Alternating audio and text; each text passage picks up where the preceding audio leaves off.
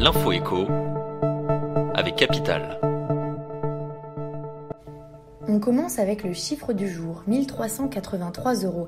C'est le montant net du nouveau SMIC annoncé par la première ministre Elisabeth Borne vendredi 14 avril. La revalorisation du salaire minimum interprofessionnel de croissance sera automatiquement mise en branle à compter du 1er mai.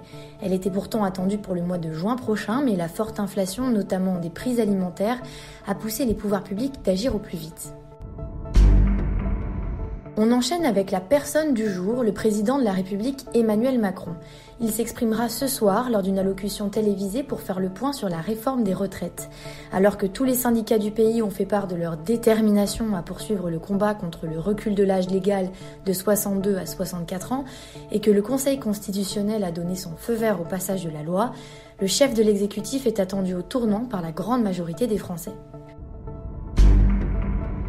Une info pratique à présent, comment être remboursé en cas de dépassement d'honoraires. Au total, ce sont près d'un tiers des médecins qui pratiquent des tarifs plus élevés que ceux qui servent de base de remboursement par l'assurance maladie. Un reste à charge assez important dont vous pouvez être remboursé en souscrivant à une bonne complémentaire santé. Capital fait le point dans un article dédié à la question que vous pouvez retrouver sur son site internet. Et enfin, on termine avec le coup de gueule du jour, celui du président de la commission des finances du Sénat, Claude Raynal, qui vient d'apostropher le gouvernement au sujet de l'affaire du fonds Marianne. Nous le devons à la démocratie, a déclaré le député du PS.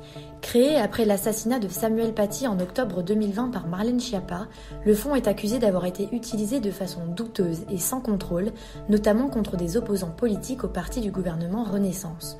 En vertu des pouvoirs qui lui sont conférés, Claude Raynal a exigé du gouvernement qu'il fournisse tous les documents concernant le fonds d'ici à mercredi 19 avril. C'était l'Info écho avec Capital.